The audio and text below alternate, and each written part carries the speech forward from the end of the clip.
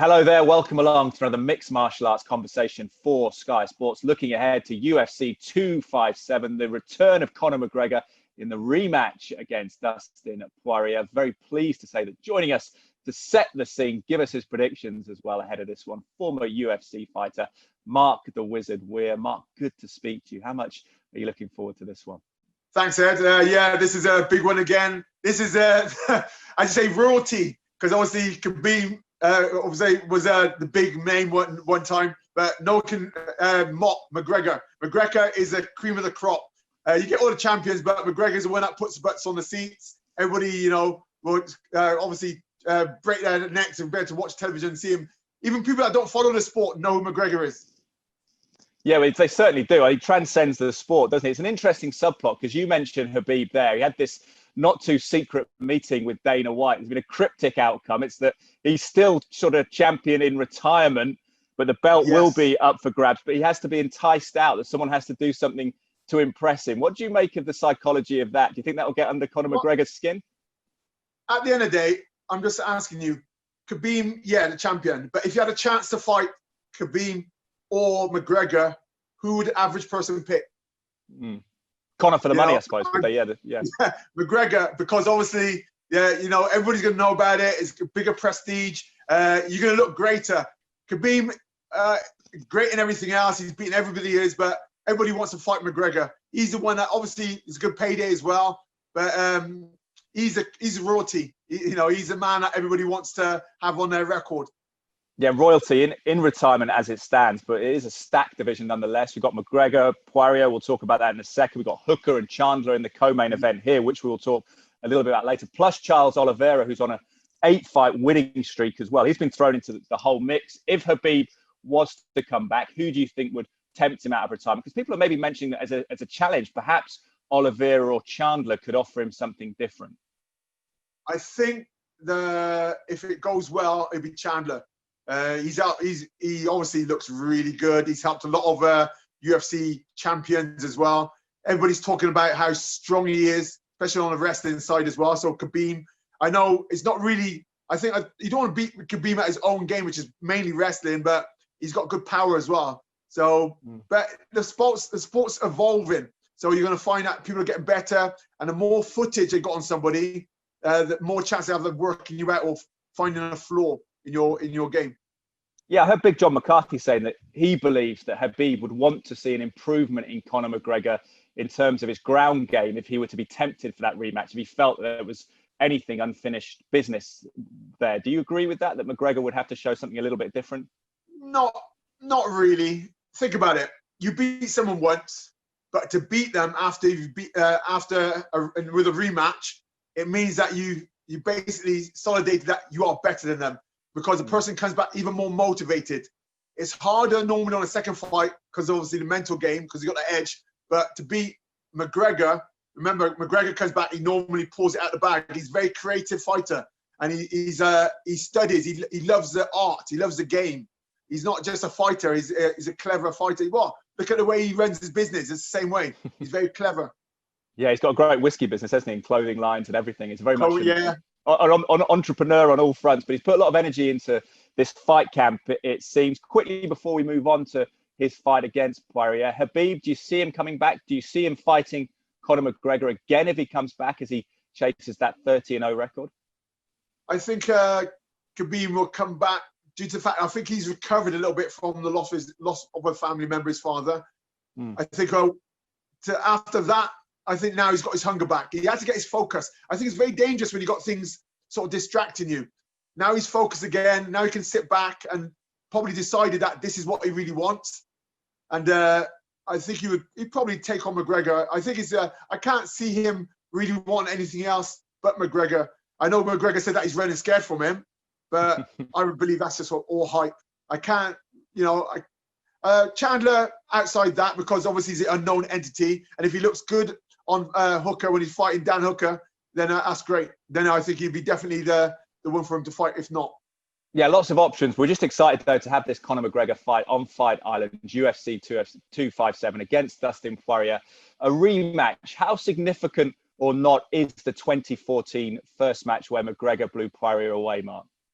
yeah, that was quick. It was too easy, and it did look easy as well.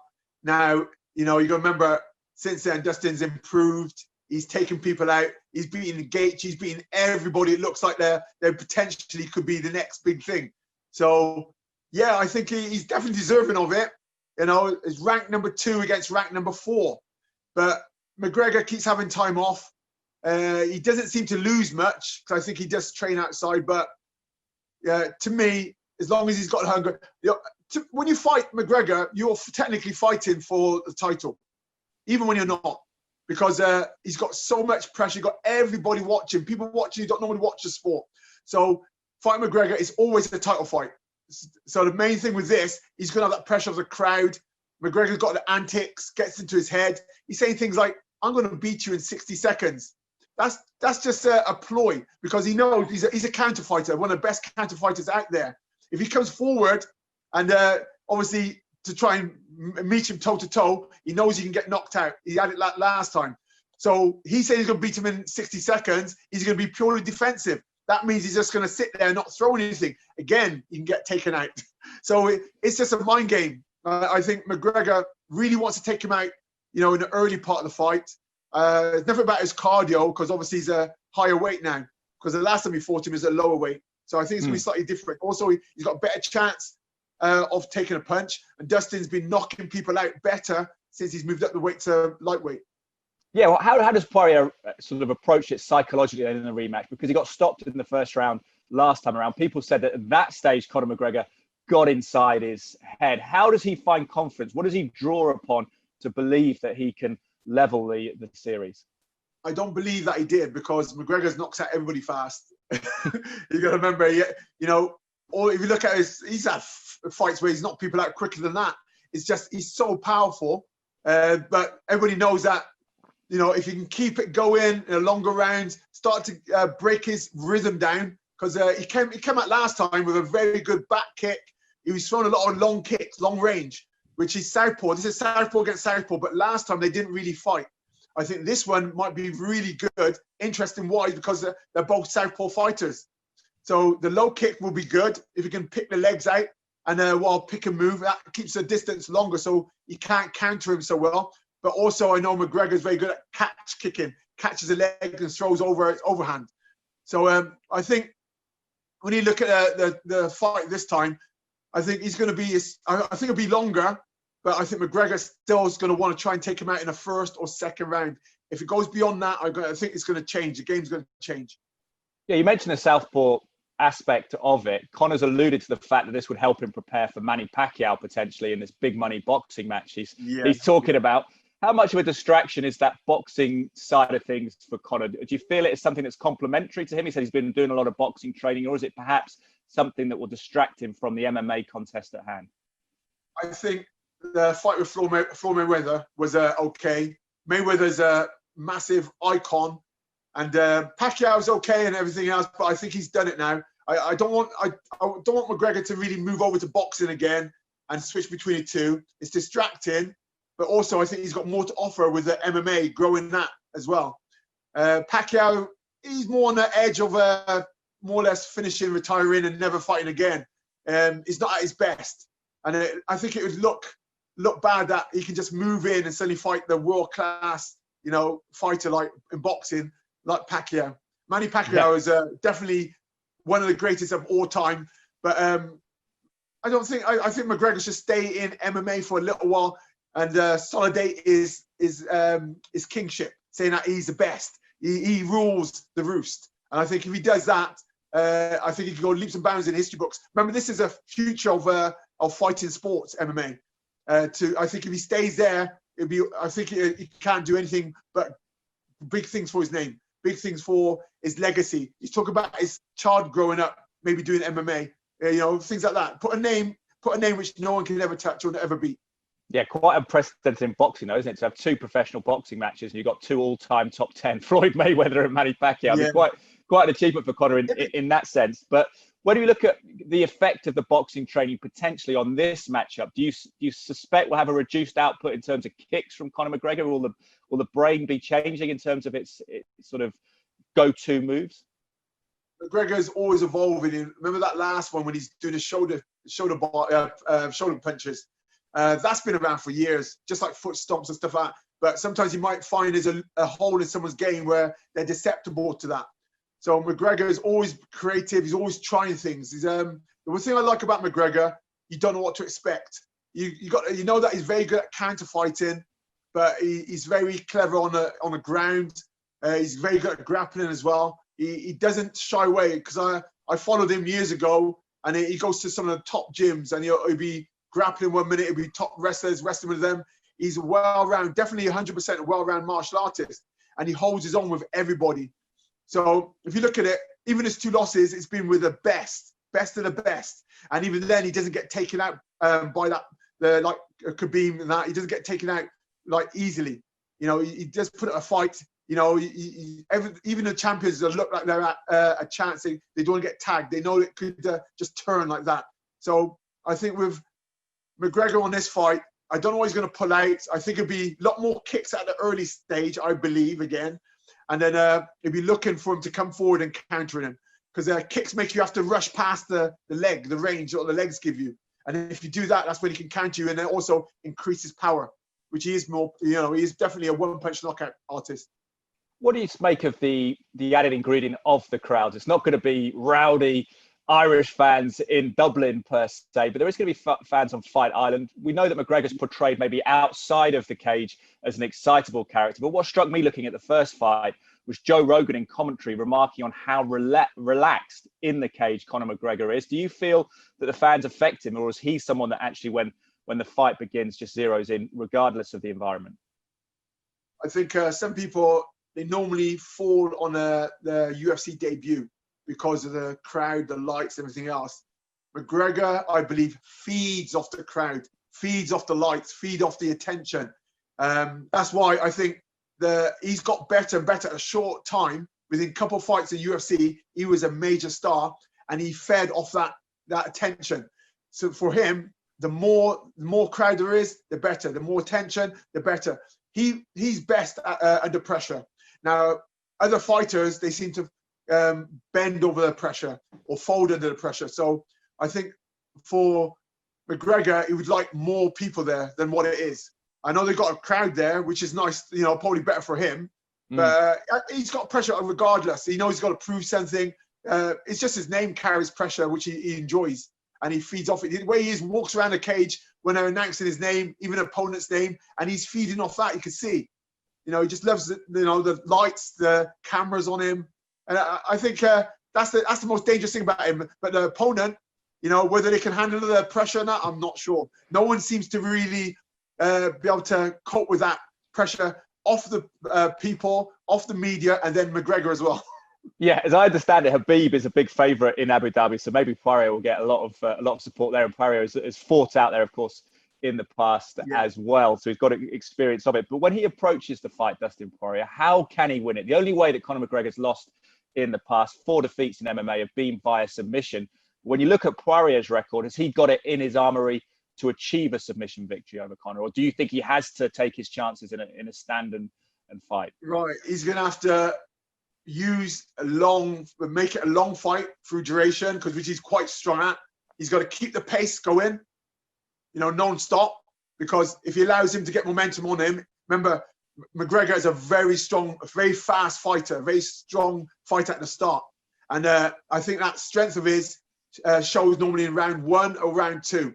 Round 3 and 4, I think it might even out a little bit more with the power and strength, because he throws he's got a lot of power behind his punches, so it drains you even more. And also, if you can, is to keep that pressure on, keep him firing back at him.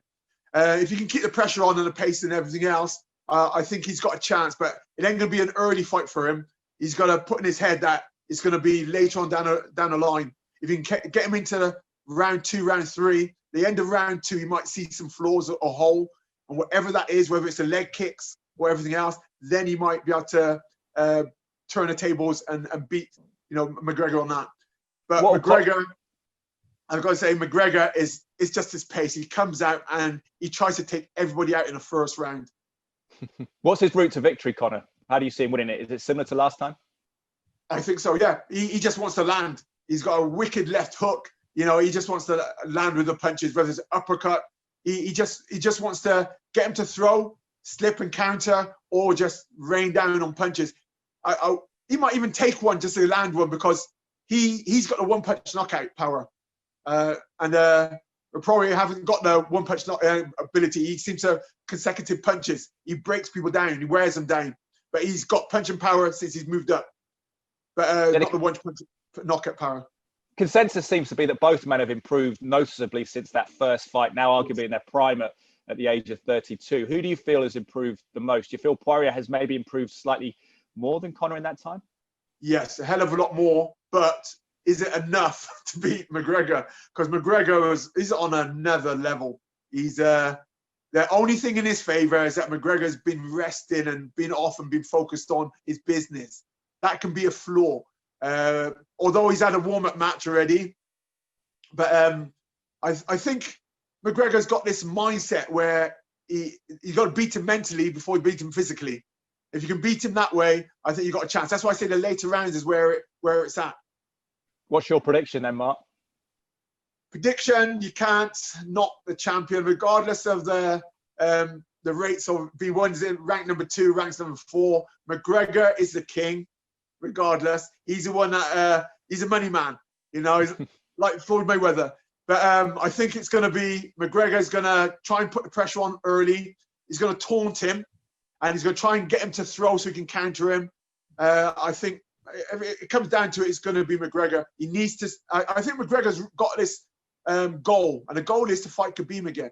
Regardless, if you ever heard him talking, it's always going back to the Khabib fight. He's frightened of me. You can tell he's putting, breadcrumbs out there for him for Khabib to chase it, and I think that's his goal. He's hungry. He's motivated. McGregor by stoppage, then? Yes, have to be. If it goes to the ground, I don't think that's his favourite. But he's very good, very quick at escaping and standing up.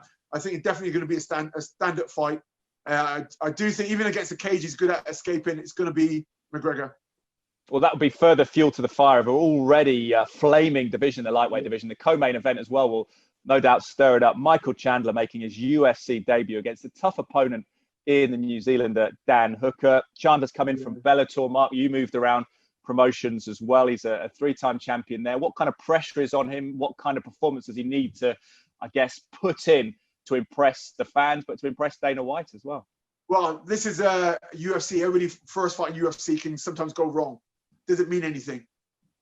And he's ran his mouth off saying that he can beat this person, that person. You know, he should be fighting for the Khabib fight. Last time he said that. Dan Hooker is no pushover. He's been growing and growing and growing. He's getting better all the time. He knows this guy wants to make a mark on him. So Dan Hooker ain't going to be no pushover on this. But I've got to say, Michael Chandler has been sparring, been helping people in a fight camp, some big champions.